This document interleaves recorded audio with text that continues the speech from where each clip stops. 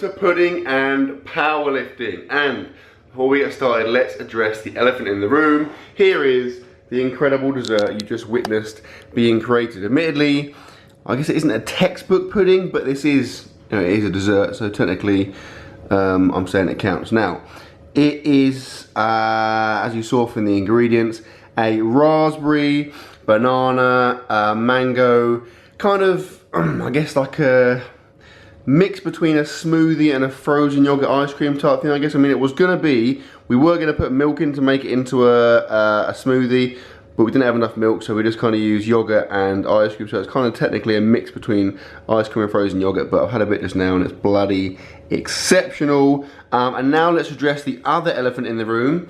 I can't show you it for legal reasons. There's a pending case with the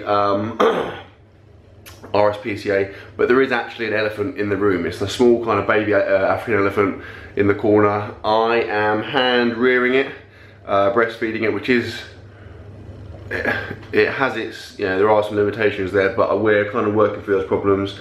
So fingers crossed, should have a full-blown adult elephant in about 6 years, so that could really boost the quality of my videos. Now, I'm gonna eat a bit of this just for your enjoyment. That is bloody good. Taste of the mango is kind of the overriding taste there. It's quite like tangy, but tangy. I don't know why I said tangy. But yeah, that is an awesome dessert. I feel like recently I've been neglecting my fruit and veg. I find that I'm off work now. Ordinarily at work, I get one meal every day. I get lunch every day at work, and it's always got a lot of vegetables in it. And so when I'm not at work, sometimes I forget to eat vegetables, and we're low on fruit currently, so I'm not really getting that much in. So obviously, doing this where I've just smashed loads of fruit in it, obviously I'm hitting a lot of my fruit nutrient requirements in one go. Anyway, that is enough about my pudding. Now let's talk about some powerlifting. The week has been good. It's been kind of a 2/3 week, so 2 out of 3. So in terms of my 3 lifts, squats have been good, bench press has been good, deadlifts have sucked. I think that is almost entirely, due to the fact that I've incorporated some leg hypertrophy. So obviously I'm sure you're aware of this by now. I've started doing quad and hamstring accessory work for the first time ever. So I'm doing leg extensions, lion leg curls, and kind of resisted Nordic curls, which is leaving my hamstrings particularly quite sore.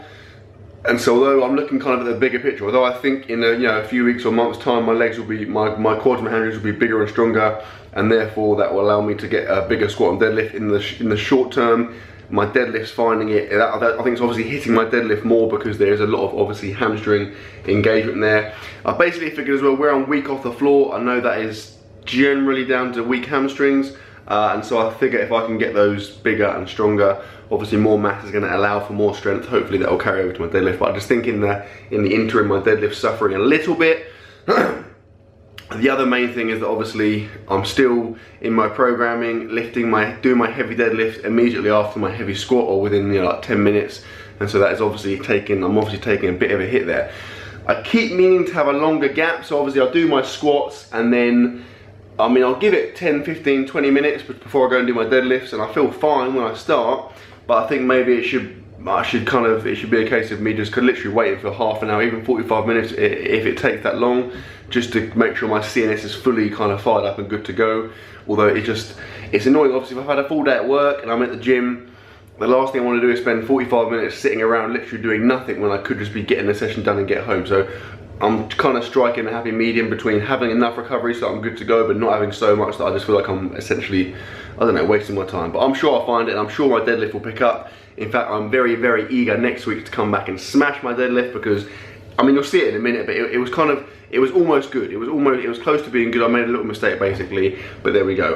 Anyway, the positive, the bench press felt really good. I'm very, very excited to do something good with my bench press soon, and squats exactly the same. I'm hitting all kinds of squat PRs right now, so very, very exciting times. Anyway, I've almost given the game away.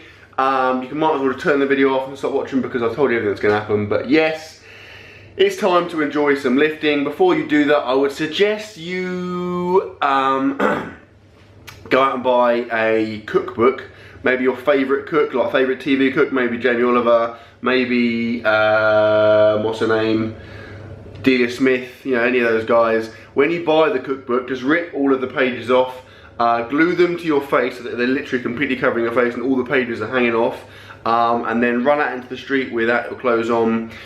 Just do laps of the town centre. When you've completed 50 laps, come back in, cut 2 eye holes in the pages so you can obviously see the screen, sit back and enjoy. And we're in. Now, the week started on Tuesday only because I didn't film Monday, and of course if you don't film it, it doesn't happen. I did on Monday my standard 5 sets of 5 light volume for squats, and it felt good. It felt really good actually. Then on to Tuesday. Tuesday is the exciting one for bench. So I went for a set of 5 with 146 kilos, 322 pounds, which would be a PR, and I got it. So this is, like I said, an all-time PR. I've decided to go up with these to use my by using my fractional plates, go up by 1 kilogram each week, so 2.2 pounds. Only because I figure any more than that is, you know, too much of an optimistic jump. Whereas I think that 1 kilo a week is definitely realistic, at least for a few more weeks. My plan is I want to get up to 150 kilos, so 331 pounds ASAP, and I think at that point I'm ready for a big single PR. So that is basically the plan. But yeah, I'm happy with that. The last one was a little bit of a grind, but I knew I had it. And I will take that most certainly. Then overhead press, which is a new addition to my routine. 5 sets of 5, increased it again by a paltry kilogram from last week, because overhead press, even more so than bench press and anything else, goes up ridiculously slow. I do remember now, when I started doing this, like at the start of last year when I started powerlifting, I dropped it about a month later because A, I didn't see much carryover, and B, it was just going up painfully slow. Like I'd have times where 2 or 3 weeks would go by and the weight wouldn't increase at all, and it was kind of depressing, so I sacked it off. But now I'm going to stick with it because I do believe, in theory, there should be a carryover to my bench press, particularly as my shoulders, my overhead pressing is pathetically weak. Now, Wednesday is a pretty boring day as far as training goes, probably the most boring day of the week. Very simply 2 sets of 5, very, very light squats, just as a bit of maintenance to prevent the training and everything else, and obviously another chance to groove my form in, just really trying to get used to bracing. A thing I've incorporated as well recently with my squats is not only bracing really, really hard, but also bracing for the whole movement. I think I have a tendency, and I imagine some of you guys do as well, that realizing is that you brace, and then as you go into the bottom of the squat, you forget about the fact you're bracing and you think about the squat. And obviously what can happen there is that you can relax and lose some of that tightness. So what I'm trying to do is literally push against the belt the whole squat, the whole way down, the whole way up, and I found it really, really helps. Yes. Now, Thursday is a light volume bench press day, so a bench press equivalent to my squats on a Monday. Really, really boring, to be honest. I do this twice a week. It's just a case of getting it done and setting me up for the heavy bench on Tuesday. Now, Friday is, in my opinion, IMO, the most exciting day of the week. And it was good and bad. Squats were freaking awesome. Deadlifts suck. So this is another squat PR, another PR for a set of 5, and it's getting pretty exciting now. So 222.5 kilograms, 490 pounds. We are getting close to 500 pounds here for 5 reps, which is pretty cool. And the first one that you see there was really, in fact, the first two or three, I guess, were really, really easy. It's pretty cool to watch that. The fourth one was a little bit slow. The fifth one was a pretty reasonable grinder, but it was never really in doubt. I'll be honest, the fifth one, as I started coming up, I got a bit iffy because more because I lost balance than anything. You see there, I kind of swayed back a little bit, but as soon as it started moving, it was not a problem, and I'm very, very pleased with that. And I think that, as with my bench press, I want to put a little bit more on that, and then I'm going to test, because again, I'm very, very confident there's something decent there. I feel like at the British Champs, although it was a good meet for me, I definitely had something left in the tank across all my lifts, so hopefully I'm going to realise that fairly soon in my training. Now, deadlifts, like I said, kind of sucked. I decided to drop the weight down and go for a set of 5 as opposed to a set of 3. The first couple of reps, moved really, really well. The first 2 you see there moved really nicely. Even the third one was relatively quick. The fourth one, I'm pretty annoyed with myself. What happened was, as I dropped the third one down, the bar rolled forwards, and rather than try and set it up and go again, I tried to pull it from where it was in a really awkward position, and it meant that I got halfway and then I was in a horrible kind of position to lock out, so I just dropped it on the floor and then I was gone. So it's very, very annoying only to get that for like 3.5 reps. I definitely had it there for at least 4. It's just one of those things. So I guess it wasn't as bad as I'm thinking, but it was frustrating because I would have liked to have done more. But next week I'll come back stronger and smash it. And then it was just my volume work for deadlifts for the week, which was 3 sets of 5.